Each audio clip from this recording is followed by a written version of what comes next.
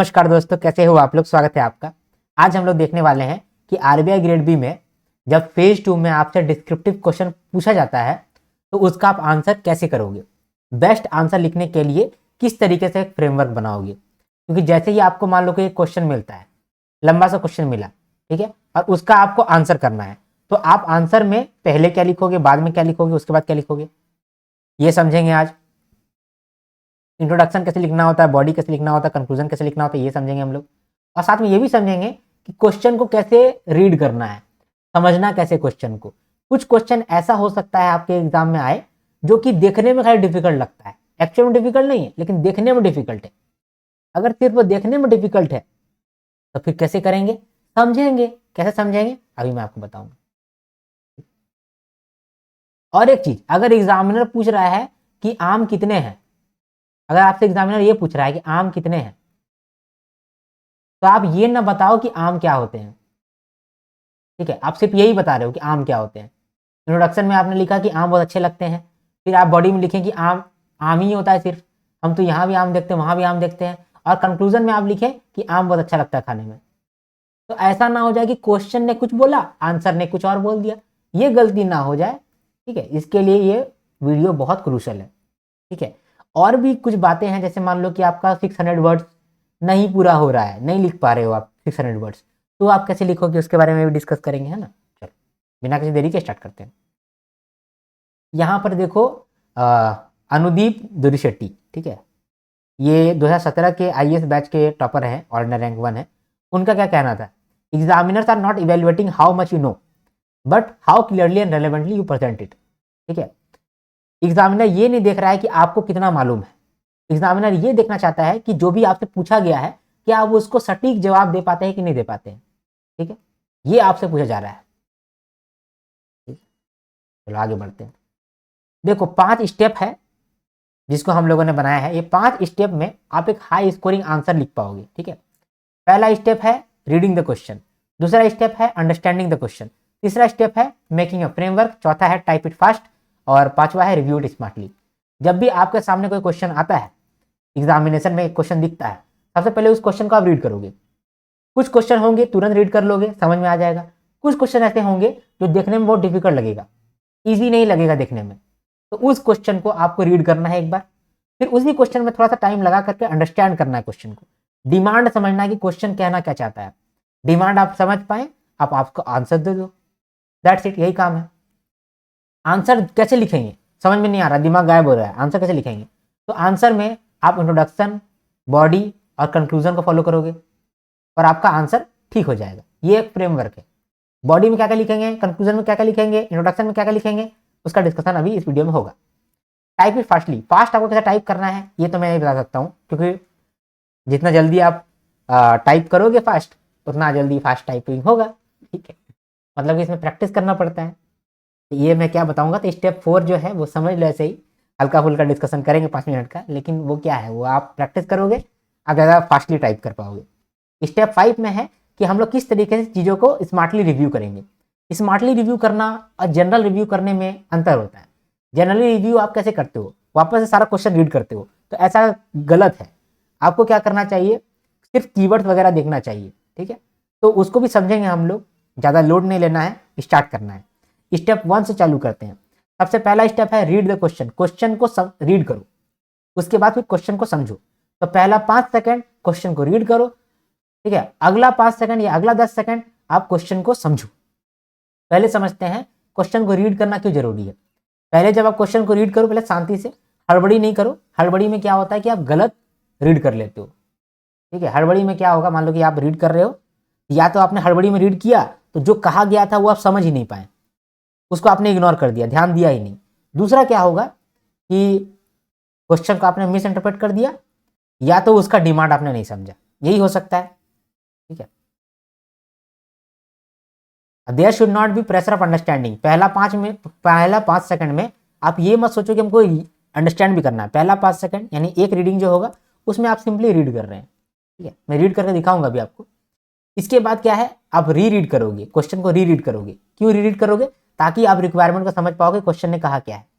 दूसरा, डिमांड को फुलफिल कर पाओ, ठीक है, ऐसे ये समझ पाओगे आप। देखो एग्जाम में, आरबीआई ग्रेड बी एग्जाम का बात कर रहा हूँ, मोस्टली क्वेश्चन डायरेक्ट होते हैं, आपको मालूम रहता है कि आपको कैसे लिखना है, ठीक है। लेकिन कुछ क्वेश्चन ऐसे आते हैं दिखने में डिफिकल्ट और सॉल्व करने में इजी, ठीक है। उनमें से 3 क्वेश्चन मैंने यहाँ पर रखा हुआ है। आरबीआई ग्रेड बी में ये 3 क्वेश्चन है जो देखने में इजी है, सॉरी देखने में डिफिकल्ट है, और अगर समझ लेंगे तो आप इसको सॉल्व कर पाएंगे, ठीक है। और एनीवेज देखो, मैंने आपको क्या बोला कि 6 क्वेश्चन में आपको कोई 4 क्वेश्चन सॉल्व करने होते हैं, लेकिन अगर खुदा न खास्ता ऐसा हुआ कि आप सिर्फ 3 क्वेश्चन सॉल्व कर पाए और एक क्वेश्चन आपको समझ में नहीं आ रहा है कि आप क्या करें, एक क्वेश्चन तो हम लिखे ही नहीं है, तब आप क्या करोगे, और सारा क्वेश्चन डिफिकल्ट वाला है, तब आप क्वेश्चन रीड करोगे, उसका डिमांड समझोगे और फिर कोशिश करोगे उसका आंसर करने का, ठीक है। क्लियर हो गया, यहाँ पर समझ में आ गया। चलो, तो ये तो गया रीडिंग, पहला आप 5 सेकंड आप रीड किए। अब आप अंडरस्टैंड करोगे अगला 10 सेकंड में। तो next 10 second identify the directive, scope and demand of the question. कोई भी क्वेश्चन आपको दिया गया है, समझने का मतलब क्या, आप 3 चीज को समझे, एक डायरेक्टिव, स्कोप और डिमांड। एक एक करके हम लोग समझते हैं। डायरेक्टिव का मतलब क्या होता है, डायरेक्टिव का मतलब कि आपको क्या डायरेक्शन दिया जा रहा है एग्जामिनर के द्वारा। तो बहुत सारा वर्ड्स होता है जो एग्जामिनर यूज करता है आपसे क्वेश्चन पूछने के लिए। अगर आप इस वर्ड का मीनिंग नहीं जानते हैं तब आप पहले ही पीछे हैं, आप सही आंसर दे ही नहीं पाओगे। तो आपको एटलीस्ट इन वर्ड्स का मतलब मालूम होना चाहिए। ये टॉप 20 डायरेक्टिव वर्ड्स हैं जो कि एग्जामिनर यूज करता है कोई सा भी एग्जामिनेशन में, अगर आरबीआई ग्रेड भी हो, दूसरा नबार्ड हो, सेबी हो, कहीं से भी अगर क्वेश्चन पूछ रहा है आपको डिस्क्रिप्टिव, तो ये टॉप 20 डायरेक्टिव वर्ड्स हैं जिससे आपसे पूछता है। जैसे डिस्कस आपको बोलेगा, डिस्कस, ठीक है, discuss the causes of inflation. Discuss का मतलब क्या होता है कि हर साइड से आप चीजों को एक्सप्लेन कर रहे हैं, पॉजिटिव साइड, नेगेटिव साइड, ठीक है। ठीक है, डिस्कस का वो मतलब हो गया थोड़ा सा आप एक्सप्लेन किए, ज़्यादा इंफॉर्मेशन दिए उसको, ठीक है, चर्चा किए। एनालाइज का मतलब होता है आप अलग अलग पार्ट्स में बांट करके उसको समझाएं। इवेल्युएट का मतलब होता है कि आप चीज़ों का इफेक्टिवनेस को जज किए, ठीक है, मूल्यांकन किए कि कितना इफेक्टिव है। मान लो कि आपको बोला जाए इवेल्युएट गवर्नमेंट स्टांस इन सस्टेनेबल डेवलपमेंट, तो आप वहां पर गवर्नमेंट जो स्टांस लिया हुआ है उसका क्या इफेक्टिवनेस है वो आप बता रहे हैं। आपको क्या लगता है उसका इफेक्टिवनेस क्या है, पॉजिटिव है या नेगेटिव है? मोस्टली पॉजिटिव ही बताइएगा, लेकिन ये हुआ कि आप समझने का मतलब। इवेल्युएट का मतलब हो गया कि आप उसका मूल्यांकन किए, ठीक है, आप समझे कि कितना इफेक्टिव है वो। क्रिटिकली एग्जामिन, क्रिटिकली एग्जामिन का मतलब क्या होता है कि कोई चीज आप डिटेल में बता रहे हैं, ठीक है, डीप में बता रहे हैं। अगर आपको बोले critically examine banking structure in India, तो वहां पर आप क्या करोगे, पूरा बैंकिंग स्ट्रक्चर को पहले तो समझाओगे, एक एक करके समझाओगे। तो वहां पर हम लोग क्या कर रहे हैं, डीप बैलेंस्ड एनालिसिस कर रहे हैं। फिर एग्जामिन में आप एक्सप्लेन करोगे डिटेल में, ठीक है। एक तो एक्सप्लेन भी है, एक्सप्लेन और एग्जामिन का एक ही मीनिंग हो गया, ठीक है, एक्सप्लेन और एग्जामिन का एक ही मतलब हो गया।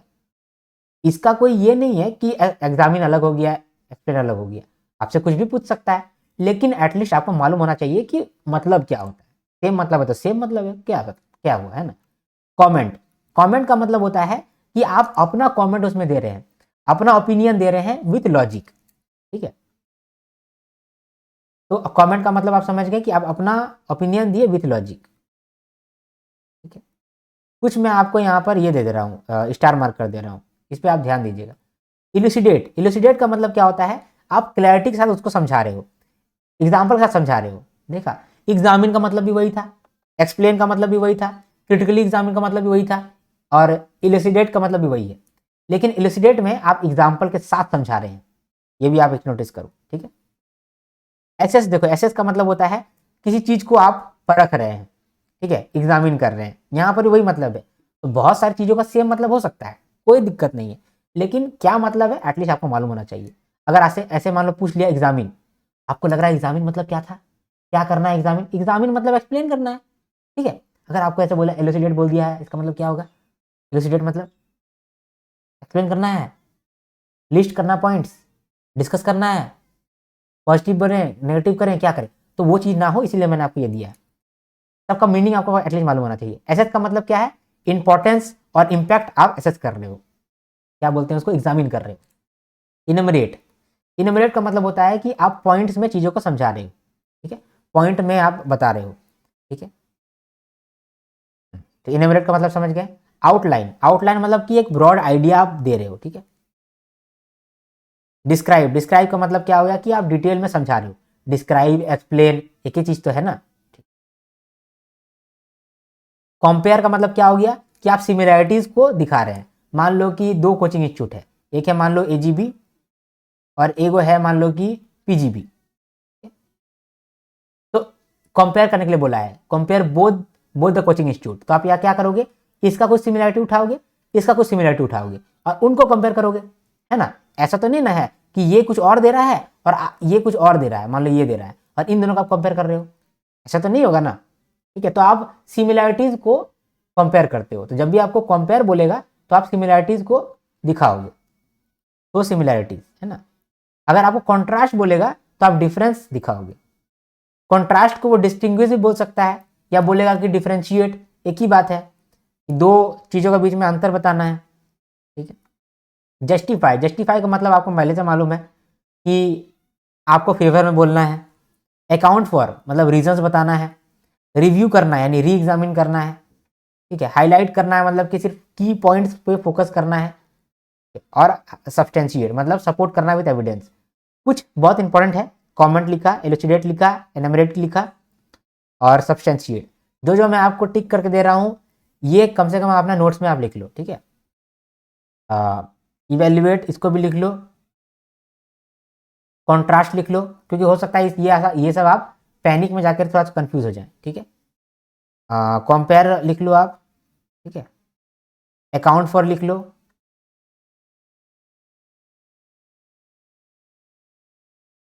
ठीक है।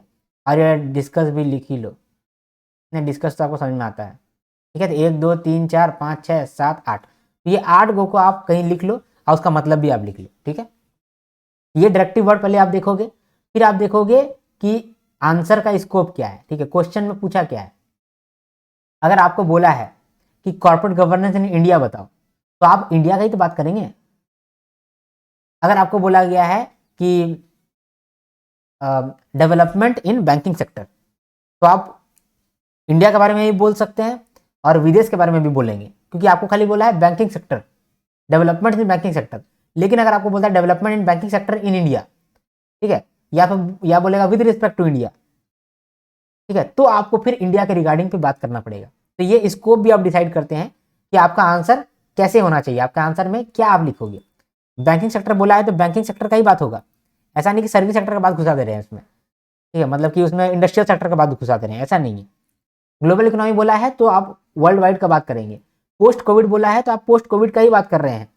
कंपेयर करना है तो बस आप कर दो प्री कोविड के साथ, लेकिन आप मेन बात क्या कर रहे हो स्कोप से मालूम चल रहा है। डिमांड, क्वेश्चन में क्या पूछा है, देखो यहाँ पर क्या है, ठीक है। अगर क्वेश्चन पूछा है discuss the causes of inflation in India, ठीक है, तो यहां पर हम लोग क्या देखें, डिस्कस डायरेक्टिव वर्ड है ना, डिस्कस देखें। डिस्कस का मतलब कि हम हर तरीके से समझाना है, ठीक है। कॉजेस ये डिमांड है। Inflation in India, India in India बोला है, इसका मतलब कि ये हमारा स्कोप है, ठीक है। ज़्यादा टेक्निकली मत लो, समझो चीज़ों को कि हमको डायरेक्टिव देखना है, स्कोप देखना है, डिमांड देखना है। कोई भी क्वेश्चन का ये 3 चीज़ देखना है। अगर ये 3 चीज़ समझ में आ रहा है तो फिर आंसर करेंगे। देखो ये अंडरस्टैंडिंग द क्वेश्चन बहुत जरूरी नहीं होता है। ये कुछ क्वेश्चन के लिए अंडरस्टैंडिंग द क्वेश्चन में बता रहा हूं। 90% केस में क्या होगा ना, आपको एक ही बार रीडिंग करोगे आपको समझ में आ जाएगा कि क्या पूछ रहा है।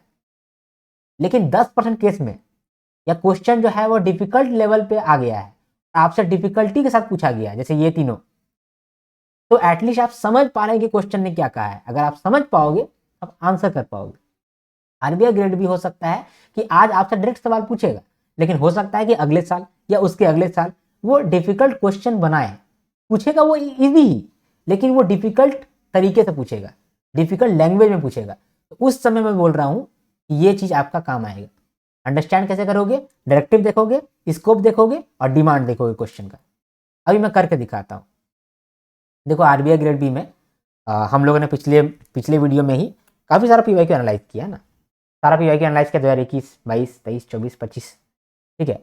उसमें मोस्टली क्वेश्चन डायरेक्ट थे, लेकिन कुछ क्वेश्चन डायरेक्ट नहीं थे, वो बहुत डिफिकल्ट लग रहे थे देखने में। उतना डिफिकल्ट था नहीं, लेकिन लग रहा था। जैसे यहाँ पर देखो, ये 3 सबसे डिफिकल्ट क्वेश्चन मैंने उठाया है आज तक। यही 3 क्वेश्चन है जो सबसे डिफिकल्ट पूछा गया था, ठीक है, वो मैंने यहाँ पर लाया हुआ है। अभी इसको देखते हैं।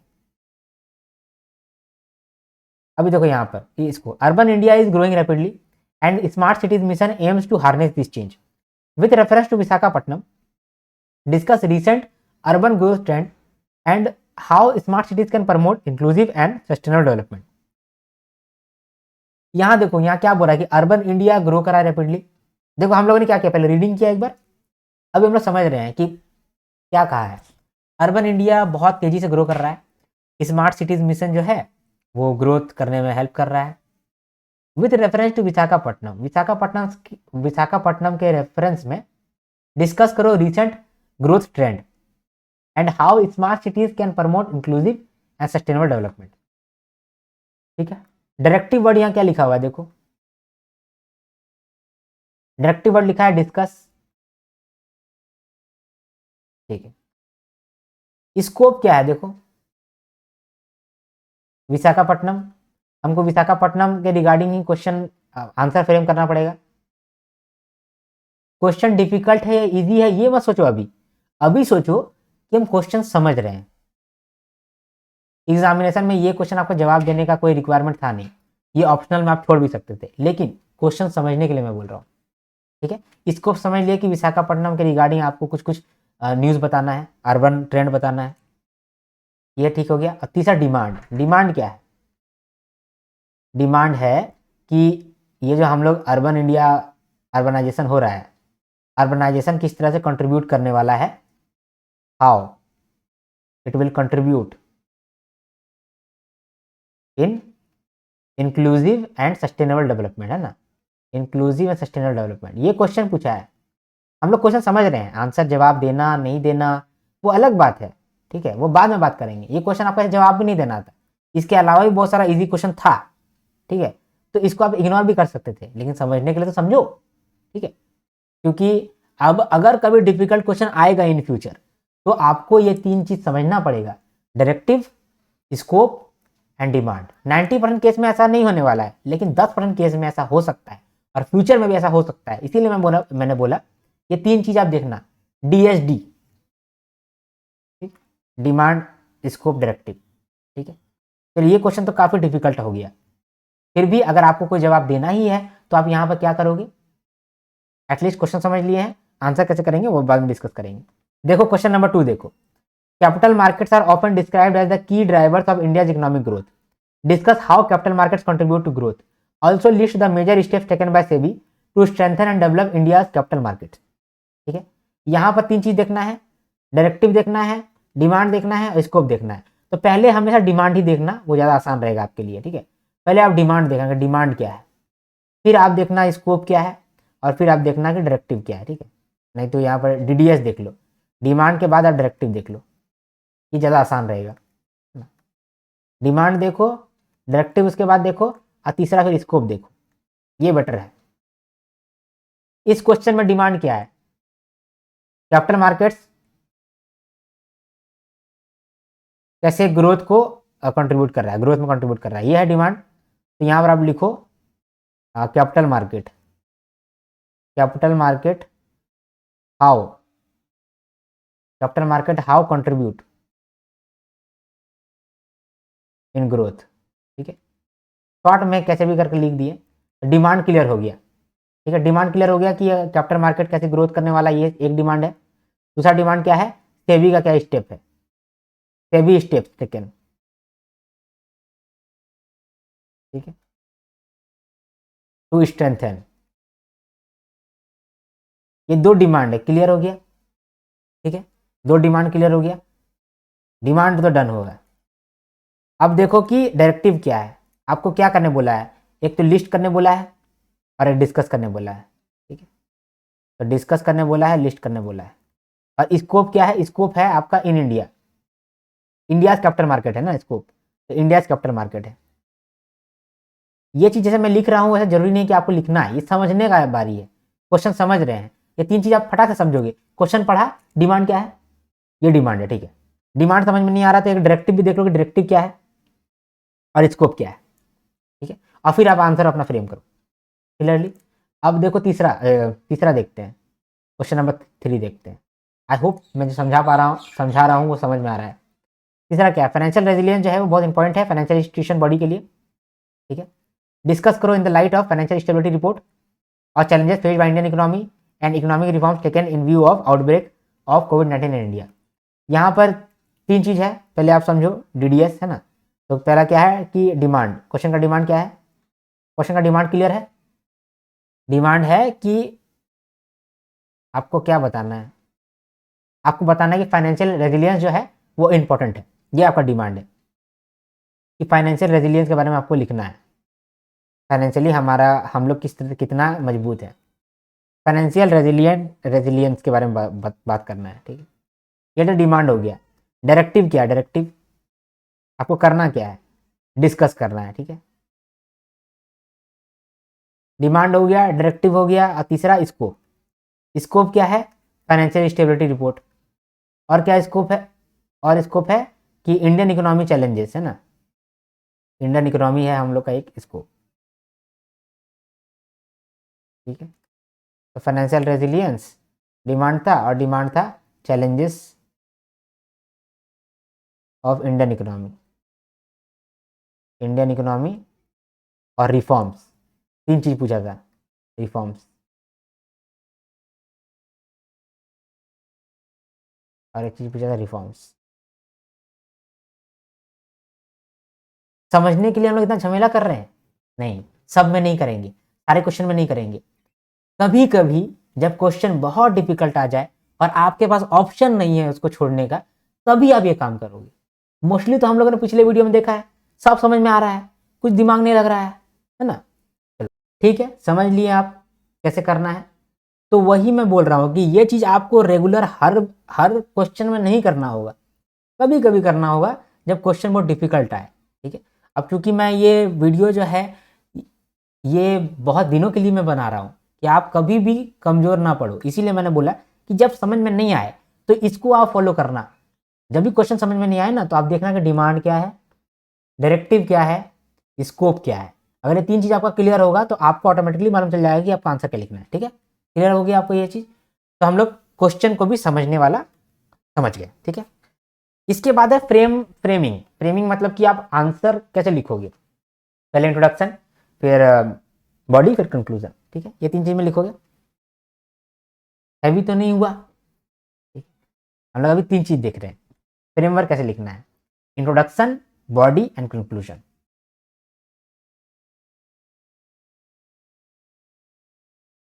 अभी यहां पर आप समझो कि मैं जो बोल रहा हूं उसको समझ लो, फिर हम लोग जब अगले वीडियो में आंसर्स को एक्शन मोड में देखेंगे तभी मैं इसको वापस से आपको समझाऊंगा, ठीक है। लेकिन ये फिर भी मैं आपको दिखाता हूं आपको। देखो कोई भी क्वेश्चन जब होता है तो वहां पर आप इंट्रोडक्शन लिखते हो, फिर बॉडी लिखते हो, कंक्लूजन लिखते हो, ठीक है। इंट्रोडक्शन में क्या लिखोगे, यहां समझते हैं इंट्रोडक्शन में क्या लिखना है। इंट्रोडक्शन हमेशा शॉर्ट रहेगा, रेलेवेंट रहेगा और डायरेक्ट रहेगा। इंट्रोडक्शन में आप डेफिनेशन लिखोगे, स्टैंडर्ड डेफिनेशन या benchmark definition. According to IMF poverty क्या होता है, अकॉर्डिंग टू आरबीआई इन्फ्लेशन क्या होता है, अकॉर्डिंग टू मतलब वर्ल्ड बैंक, ठीक है, पॉवर्टी लाइन क्या होता है।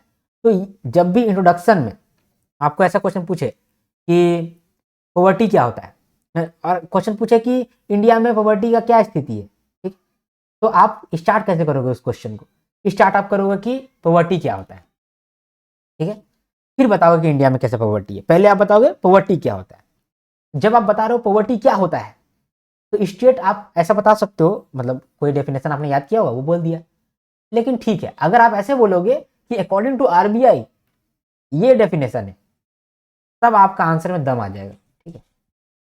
कभी कभी जब करंट अफेयर्स का आपको क्वेश्चन पूछता है तो आप सीधा कोई एक डेटा को स्टार्ट कर सकते हैं इंट्रोडक्शन में, ठीक है। अगर मान लिया बोला जाए कि यूथ का एम्प्लॉयमेंट नहीं हो रहा है, ठीक है, तो आप उसका आंसर ऐसे लिखोगे कि it is very evident that India's youth are not getting employment according to International Labour Organisation this data has been stated. ठीक है, जैसे ये बात आपने लिखा, क्वेश्चन जो एग्जामिनर का ये है ना इंप्रेशन, आपका इंप्रेशन तगड़ा हो गया, एग्जामिनर सोचेगा कि ये बंदा बहुत तगड़ा है, बंदा ग्रेट है। ठीक है, वो समझ जाएगा। तीसरा काम क्या कर सकते हो आप, क्वेश्चन को रिफ्रेश कर सकते हो विद कॉन्टेक्स्ट। क्वेश्चन ने जो कहा है उसी को आप बोल दो। अगर क्वेश्चन ने कहा है कि फाइनेंशियल इंक्लूजन बहुत जरूरी होता है किसी डेवलपिंग इकोनॉमी के लिए, तो आप भी लिखो कि यही चीज आप भी लिखो कि financial inclusion is very important for our economy, for global economy. उसका रीजन भी आप दे दिए उसके बाद। ठीक है, और उसके बाद फिर बोले कि this crucial information will help us to understand things more better, more clearly. फिर आप चीज़ों को समझाएं। तो इंट्रोडक्शन में कैसे आपको लिखना समझ पाए, डेफिनेशन डाल दो, बेंचमार्क, स्टैंडर्ड, क्योंकि पहला आंसर में सबसे पहला तो इंट्रोडक्शन पड़ेगा। अगर इंट्रोडक्शन ही आपका तगड़ा है तो आपका इंप्रेशन बहुत तगड़ा बन गया। ठीक है, ये हो गया इंट्रोडक्शन। बॉडी में आप क्या लिखोगे, बॉडी का कुछ रिक्वायरमेंट होता है। बॉडी जो है वो क्लियर सब हेडिंग्स के साथ होना चाहिए। ठीक है, होगा तो मैं अभी आपको दिखाऊंगा, एक आंसर दिखाऊंगा आपको, एक आंसर दिखाऊंगा। ठीक है, तो इंट्रोडक्शन का रिक्वायरमेंट क्या है कि शॉर्ट रहना चाहिए, रेलेवेंट रहना चाहिए, डायरेक्ट रहना चाहिए। बॉडी का क्या रिक्वायरमेंट है कि सब हेडिंग क्लियर होना चाहिए। 3-4 भाग में आप बांटे हैं बॉडी को और 3-4 पार्ट का सब हेडिंग क्लियर है।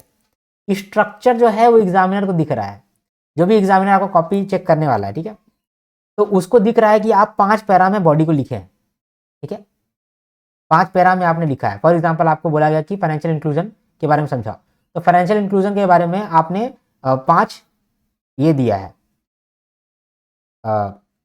5 पैराग्राफ में उसको बांटा है। ठीक है, समझो अभी अभी मैं एक आंसर दिखाता हूं अभी, तो और ये क्लियर हो जाएगा आपको। ठीक है, ठीक है, तो बॉडी रिक्वायरमेंट क्या है कि क्लियर सब हेडिंग होना चाहिए ताकि एग्जामिनर को समझ में आए कि लिखा क्या है, ये ऊपर ऊपर समझ पाए कि लिखा क्या है बंदा। ठीक है, बॉडी के अंदर आप क्या लिखोगे, कॉन्सेप्ट लिखोगे, प्लस एग्जाम्पल लिखोगे, प्लस डेटा लिखोगे, प्लस रिपोर्ट लिखोगे। ये 3-4 चीजें आप लिखोगे। ठीक है, कोई सा भी क्वेश्चन है, डिमांड आप समझ लिए हैं, आप उसका आंसर लिख रहे हैं, तो आंसर में आप कॉन्सेप्ट लिखोगे, उसका एग्जाम्पल लिखोगे, डेटा लिखोगे और कुछ रिपोर्ट का रेफरेंस दोगे। तो उससे आपका क्वेश्चन, आपका जो आंसर होगा उससे वो बेस्ट हो जाएगा आंसर। ठीक है, right as per demand of the question. Question में क्या बोला है, कॉजेस बोला है, इंपैक्ट बोला है, चैलेंजेस बोला है, मेजर्स बोला है, वे फॉरवर्ड बोला है।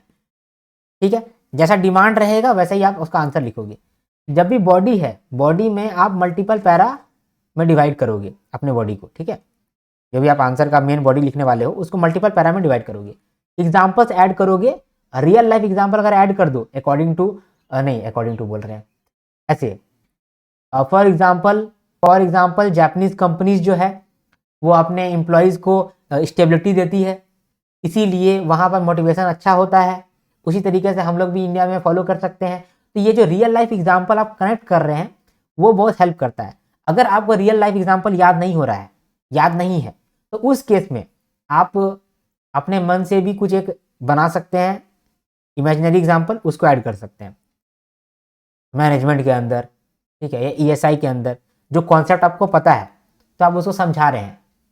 ठीक है, ये आप काम कर सकते हैं। इससे क्या होता है कि आपका जो वर्ड लिमिट है, वर्ड काउंट है, वो बढ़ता है। रेफरेंस ऐड करोगे अगर तो वो बहुत बेनिफिट देता है।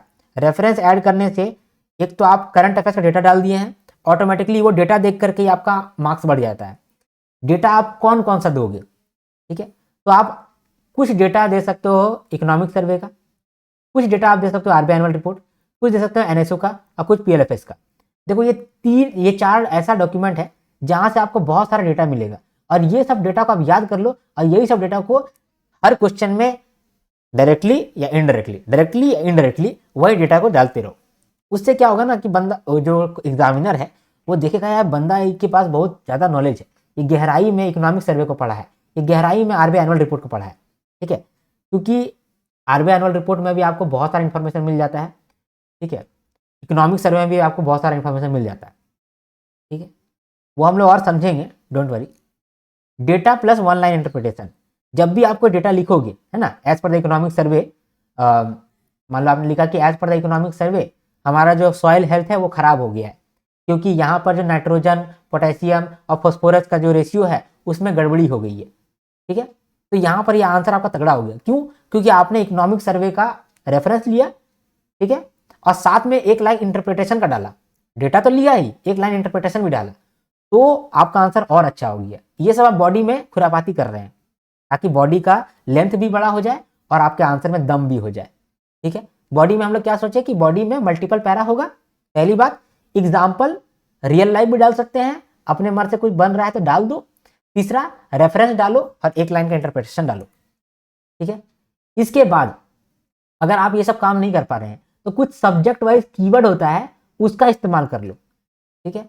मान लो कि आपको लग रहा है कि यार हम उतना अच्छा से इंग्लिश लिखने नहीं आता है या बहुत तगड़ा इंग्लिश नहीं लिख पाते हैं, उस केस में क्या करो, ये सब वर्ड्स का इस्तेमाल करो ज़्यादा। फाइनेंस और ईएसआई का अगर पेपर लिख रहे हो और आपको आपका इंग्लिश उतना स्ट्रांग नहीं है तो कोशिश करना कि ये सब वर्ड ज़्यादा लिखा जाए। जैसे सस्टेनेबल ग्रोथ, इसका आप यूज़ करो। इंक्लूसिव ग्रोथ, सिर्फ ग्रोथ नहीं, इंक्लूसिव ग्रोथ, सिर्फ ग्रोथ नहीं, sustainable growth. Financial stability, economic stability, institutional strengthening, ठीक है, पॉलिसी कोऑर्डिनेशन, इफेक्टिव इम्प्लीमेंटेशन, सिर्फ इम्प्लीमेंटेशन नहीं, effective implementation, governance, transparency, accountability, ठीक है, digitalisation, financial inclusion, credit access, risk management, long term development. इसका मतलब समझ लो, ठीक है, और इसका मतलब समझ करके जहां पर ये डाल सकता है, ये वर्ड डाल सकते हो आप तो डालो। ऐसा वर्ड्स का इस्तेमाल ज्यादा करो। अगर आपको लग रहा है ना कि मेरा आंसर ज्यादा प्रोफेशनल नहीं लग रहा है, ये सब वर्ड्स को इसमें घुसाओ। जहां पर गवर्नेंस इस्तेमाल हो सकता है तो डालो, 3-4 बार गवर्नेंस इस्तेमाल हो सकता है तो डालो। गवर्नेंस का मतलब समझ लो पहले कि क्या होता है, फिर आप डालो। वैसे ही मैनेजमेंट अगर आप लिख रहे हो, मैनेजमेंट में लीडरशिप, हर आंसर में अगर आपको ये सब डालने का मौका मिल रहा है तो पीछे मत हटो, डालो।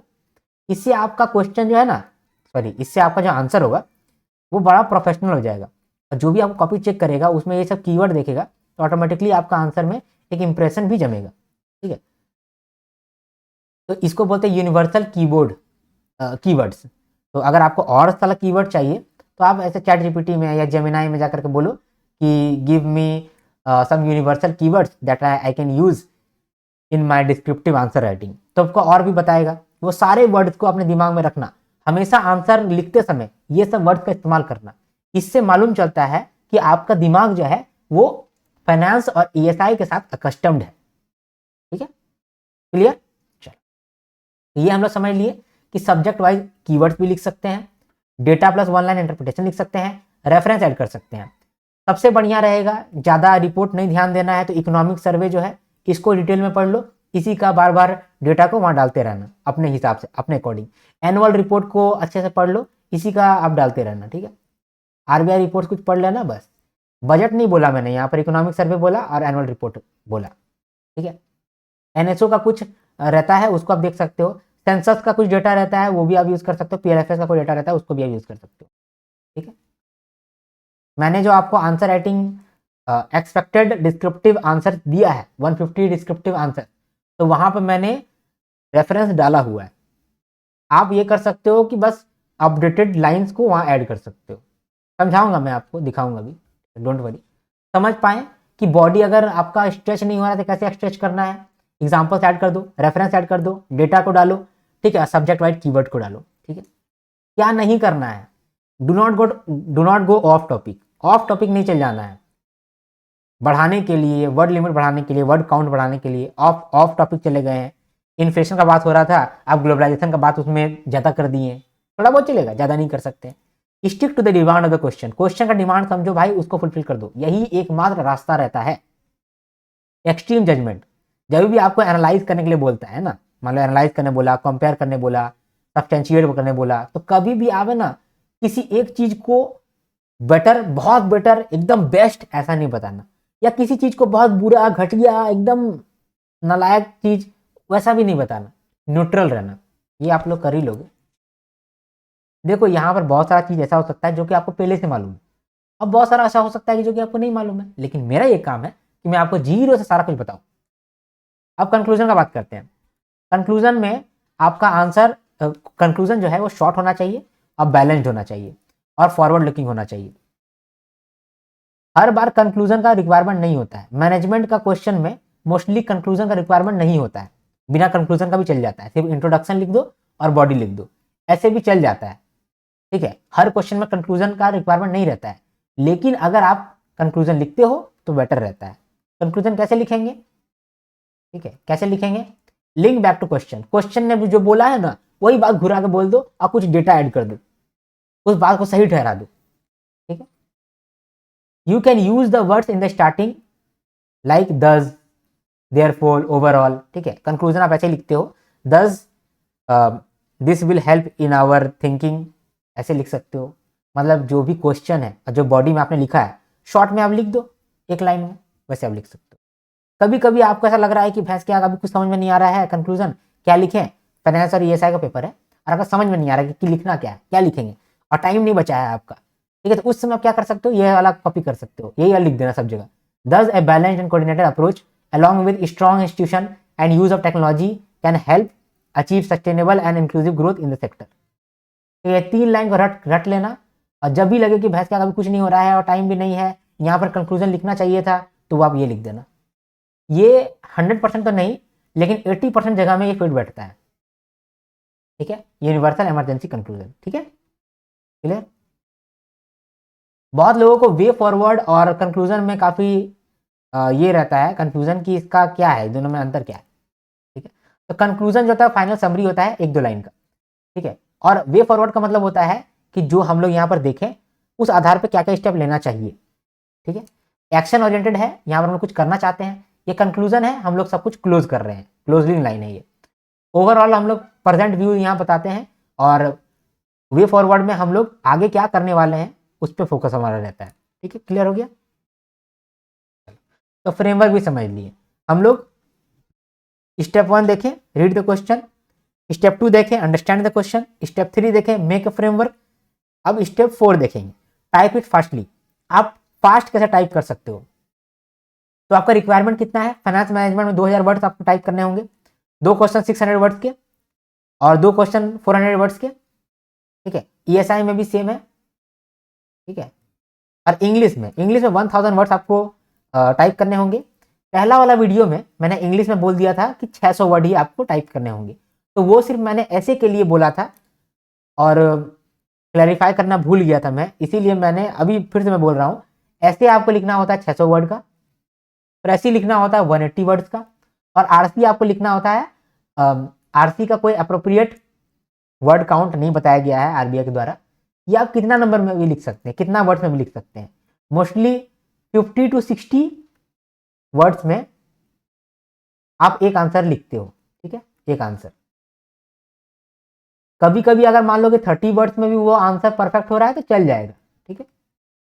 तो ऊपर ऊपर आपको 150 से लेकर 250 वर्ड्स तक अप्रोप्रिएट अप्रॉक्स में लिखने होते हैं, ठीक है, आरती में, लेकिन कोई ये फिक्स नहीं है, इसलिए मैंने यहाँ पर अप्रॉक्स लिखा है, ठीक है, ये कोई फिक्स नहीं है, लेकिन अप्रॉक्सीमेटली उतना ही आप करते हैं। तो ओवरऑल 1000 वर्ड्स आप इंग्लिश में लिख रहे हैं, टोटल 5000 वर्ड्स आप एक दिन में लिखोगे, टोटल 5000 वर्ड्स आप एक दिन में लिखोगे, ठीक है, 5000 वर्ड आप एक दिन में लिखोगे, यहाँ पर लिख देते हैं 5000 वर्ड्स, ठीक है। तो टाइपिंग स्पीड जो है ना ये फास्ट होना चाहिए, बहुत स्लो नहीं होना चाहिए, और टाइपिंग स्टेमिना भी आपके पास होना चाहिए कि आप लिखे जा रहे हो, मतलब टाइप करे जा रहे हो, करे जा रहे हो, एक ही दिन में ना सब आपको करना है, थोड़ा सा ब्रेक जरूर मिलेगा, लेकिन लिखना तो आपको एक ही दिन में, टाइप तो आपको एक ही दिन में करना है, तो आपको कीबोर्ड के साथ यूज टू होना पड़ेगा। तो आप ऐसा कर सकते हो कि हर दिन 20 मिनट आप सिर्फ टाइप करो, सिर्फ टाइप, और कुछ नहीं, सिर्फ टाइप करो। अब क्या टाइप करोगे, ऐसा टाइप कर सकते हो कि आज मेरा दिन कैसा गया, how my day went today, ठीक है, आप लिखे पूरा कि डे आपका कैसा गया, लंफन आप पूरा लिखे, आप वो आप टाइप कर सकते हैं। टाइप करने से क्या होगा ना कि आपका जो भी ये क्या बोलते हैं नस है, जो आपका नर्व है, वो सब थोड़ा सा यूज टू हो जाएगा, ठीक है, और फिर बाद में दर्द नहीं करेगा। टाइपिंग करना, ज़्यादा टाइपिंग करना, एक दिन में 20 मिनट लगातार टाइपिंग करना, कुछ भी लिखना, कुछ भी चलेगा, कुछ भी लिखना चलेगा, ठीक है, डेली लेकिन करना 20 मिनट का टाइपिंग। और अगर आप डेली नहीं कर रहे हो तो हफ्ते में एक दिन आप लिखना कि यही कुछ अफर्मेशन लिखना है ना, अपने बारे में पॉजिटिव चीज लिखना, आप किस लिए ग्रेटफुल है ये लिखो, ठीक है, बस वहां पर टाइप करो, ठीक है। तो 20 मिनट आपको डेली प्रैक्टिस करना चाहिए, जो जिसका पहले से स्ट्रांग है उनको नहीं, ठीक है। क्लियरली हो गया? आगे बढ़ते हैं। तो इश्यूज यहाँ लिखा है, सॉल्यूशन भी यहाँ पर मैंने दिया हुआ है, ठीक है। सॉल्यूशन क्या है कि daily typing practice, fixed answer template का इस्तेमाल करो। कभी कभी क्या होता है ना कि लोग ब्लैंक हो जाते हैं, तो वहां पर आपका आंसर टेम्पलेट तो सीधा बना हुआ है। Introduction, body and conclusion. Introduction में क्या लिखना है बता दिया, डेफिनेशन वगैरह लिख देना भाई। बॉडी में क्या लिखोगे, बॉडी को मल्टीपल पैराग्राफ में बांटना और अलग अलग सब हेडिंग देना, ताकि क्लियरली समझ में आए कि तुमने लिखा क्या है, ये समझ में आए क्लियरली। और एग्जाम्पल्स वगैरह ऐड करना, ठीक है, और डेटा डालना। कंक्लूजन में सिंपल 2 लाइन में वापस से क्वेश्चन को ही रिपीट कर देना, थोड़ा बहुत अपना भाषा लगा करके, ठीक है। इसके बाद do at least 2 full exam simulation before exam. Exam से पहले एग्जाम के जैसा ही एक बार प्रैक्टिस कर लेना। इतना ही वर्ड एक दिन में लिख करके देखना, एग्जाम से 20 दिन पहले, 25 दिन पहले, ठीक है, ये करके देखना। इस तरीके से आप फास्टली टाइप कर पाओगे। अभी आपने टाइप भी कर लिया, अब आपको रिव्यू करना है, तो फास्टली कैसे रिव्यू करेंगे आप? तो लास्ट 2 मिनट्स के लिए आप कैसे रिव्यू करेंगे? तो सारा आंसर को रीड नहीं करना, स्मार्ट चेक करना, एसकेडीसी करना, एसकेडीसी स्ट्रक्चर चेक करो कि हम जो इंट्रोडक्शन लिखे हैं, बॉडी लिखे हैं, कंक्लूजन लिखे हैं, क्या वो मतलब दिख रहा है क्लियरली सेपरेटेड, ठीक है। एग्जाम में ऐसे नहीं लिखना कि आप इंट्रो लिखें, इंट्रो और फिर आप इंट्रोडक्शन में लिख रहे हैं, फिर यहाँ पर बॉडी और फिर आप बॉडी लिख रहे हैं, ये चीज़ नहीं करना। इंट्रोडक्शन आपके दिमाग में रहना चाहिए। आप ऐसा लिखें, थोड़ा सा स्पेस दिए, फिर आप ये चीज़ लिखें, फिर स्पेस दिए, फिर आप कंक्लूजन लिखें, ठीक है। तो इंट्रोडक्शन ये वर्ड नहीं लिखना है, यह दिमाग में रखना है कि इंट्रोडक्शन है इतना दूर तक, आप बॉडी लिख रहे हैं, उसके बाद आप कंक्लूजन लिख रहे हैं, ये दिमाग में रखना है, ठीक है। तो सबसे पहले आप स्ट्रक्चर देखोगे कि आपका स्ट्रक्चर सही है कि नहीं, इंट्रोडक्शन और बॉडी कंक्लूजन, है ना। बॉडी के अंदर भी सब हेडिंग लिखा है कि नहीं लिखा है, ये आपने देखा। इसके बाद कीवर्ड्स आप चेक करोगे कि कीवर्ड्स का स्पेलिंग सही है कि नहीं, क्योंकि मान लो आपने अकाउंटेबिलिटी वर्ड यूज़ किया, ठीक है, या फिर आपने बहुत सारा कीवर्ड है ना, एफिशिएंसी, प्रोडक्टिविटी, अकाउंटेबिलिटी, ट्रांसपेरेंसी, ये सब आप वर्ड लिखे और इसमें ही आप गड़बड़ कर दिए हैं। तो अगर इसमें गड़बड़ करेंगे तो वो एग्जामिनर के आंख में चला जाएगा, वो डायरेक्टली उस चीज़ को नोटिस कर लेगा, ठीक है।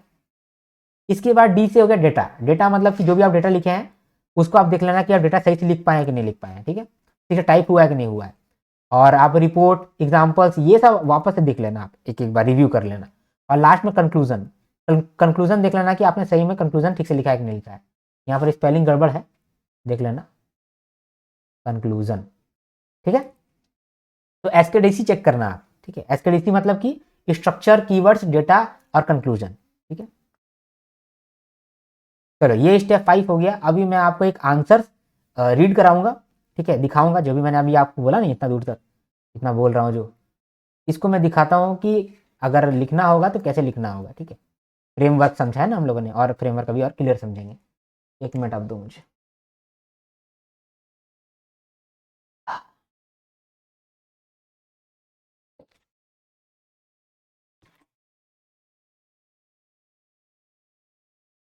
देखो एक आंसर ये वाला देखते हैं, फाइनेंस का सैंपल। ये एक्चुअली में हम लोग कल को देखने वाले हैं, तो एक पहला वाला देख लेते हैं। पहला वाला क्या क्वेश्चन पूछा है, यहाँ से देखते हैं। Examine the role of board of directors and independent directors in strengthening corporate governance in Indian banks. How can recent reforms improve transparency and accountability, ठीक है। तो ये है, एक बार रीडिंग किए, दूसरा बार अंडरस्टैंड करेंगे।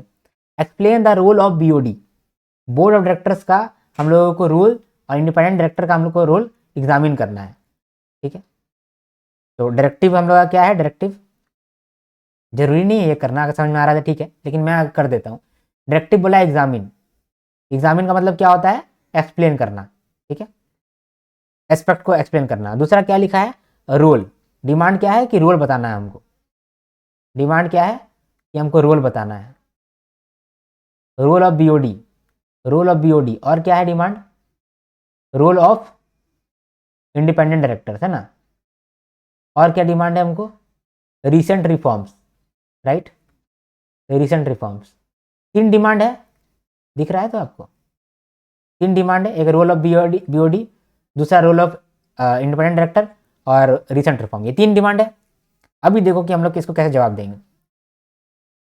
यहाँ पर कॉर्पोरेट गवर्नेंस के बारे में बात हो रहा था, क्लियर। और इंडियन बैंक से बात हो रहा है, यानी इंडिया के बारे में बात कर रहा है। ठीक है, क्लियर, इतना समझ में आ रहा है ना। स्कोप समझ लिए, स्कोप में इंडिया की बात हो रहा है ना, स्कोप में इंडिया का बात हो रहा है। डायरेक्टिव वर्ड तो अभी देख लिए हम लोग, और डिमांड भी अभी देख लिए हम लोग, तीनों चीज देख लिए। अभी स्टार्टिंग करेंगे इंट्रोडक्शन से। इंट्रोडक्शन में क्या लिखेंगे? इंट्रोडक्शन में कॉर्पोरेट गवर्नेंस का डेफिनेशन लिखेंगे, है ना। डेफिनेशन आपका रटा हुआ होना चाहिए। यहां पर डेफिनेशन अगर रटा हुआ होगा तो पहला इंट्रोडक्शन में ही आपका तगड़ा ये जाएगा, क्या उसको बोलते हैं, वट पड़ेगा आपका। तो देखो यहां पर मैंने क्या किया है, corporate governance in India refers to the framework of rules, practices and process that ensure ethical management, accountability and transparency in the functioning of financial institution। ठीक है, ये मैंने आपको यहाँ पर बता दिया ये डेफिनेशन। साथ में मैंने अब क्या करा है, क्वेश्चन को ही वापस लिखा है। Board of directors and independent directors play a central role in upholding this principles and safeguarding the interest of depositors, share holders and regulators. देखा इंट्रोडक्शन कैसे लिखा मैंने, पहले तो डेफिनेशन दे दिया कॉर्पोरेट गवर्नेंस का, क्योंकि कॉर्पोरेट गवर्नेंस के बारे में बात होने वाला है ना। तो कॉर्पोरेट गवर्नेंस इन बैंक्स, कॉर्पोरेट गवर्नेंस इन बैंक्स, ध्यान दो,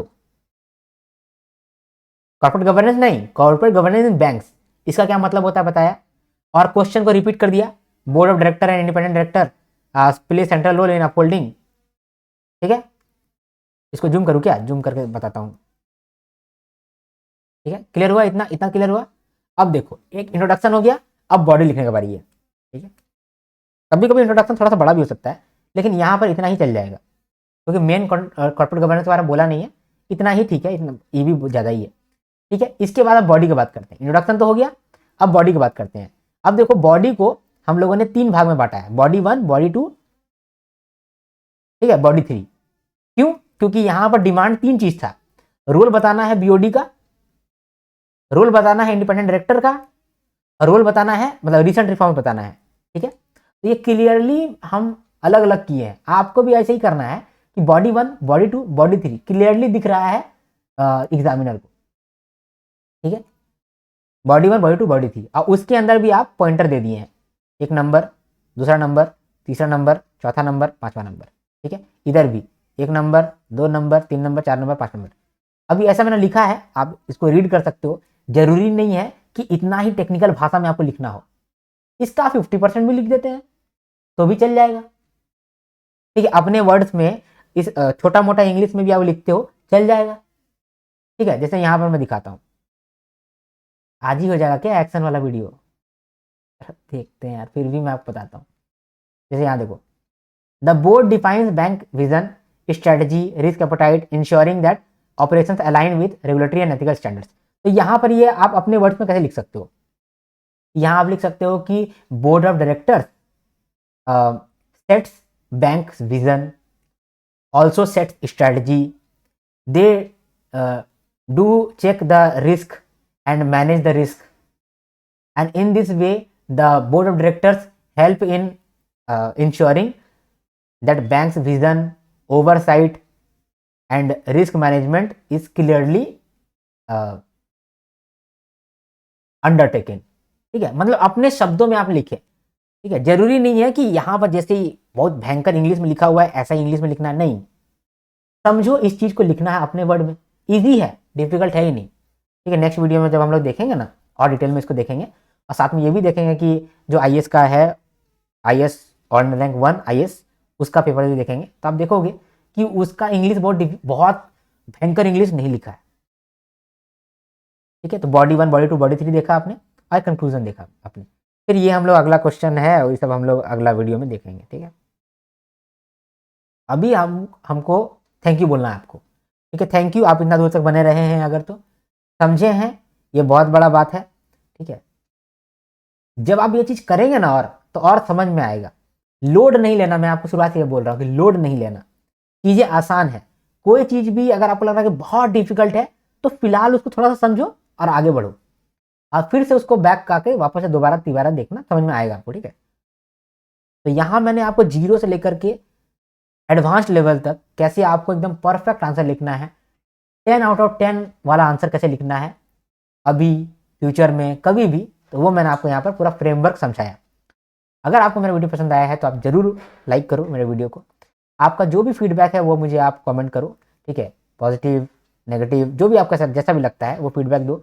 अगर आप कोई भी फीडबैक देते हो, अच्छा बात कहते हो तो मुझे अच्छा लगता है, और बुरा बात भी अगर कहोगे तो मैं उससे इम्प्रूवमेंट कर पाऊँगा। ठीक है, तो आप कमेंट भी करो। ऐसे आपका कमेंट से मेरा मुझे बहुत अच्छा लगता है, तो आप कमेंट जरूर करना। पॉजिटिव कमेंट बहुत अच्छा लगता है। ठीक है, आप हमारे चैनल को शेयर भी कर सकते हो, यूट्यूब वीडियो को शेयर भी कर सकते हो, क्योंकि शेयरिंग इज द केयरिंग। ठीक है, शेयरिंग केयरिंग होता है। और फिर सब्सक्राइब कर सकते हो हमारे चैनल को। सब्सक्राइब करोगे तो आपको हमारे चैनल में हमेशा क्वालिटी कंटेंट मिलता है, और आगे भी मिलते रहेगा, तो आप बेनिफिट में ही रहोगे। चलो, सब्सक्राइब करके रहना। मिलते हैं नेक्स्ट वीडियो में, तब तक के लिए हर हर महादेव, शंभू शंकर, जय हिंद, जय भारत।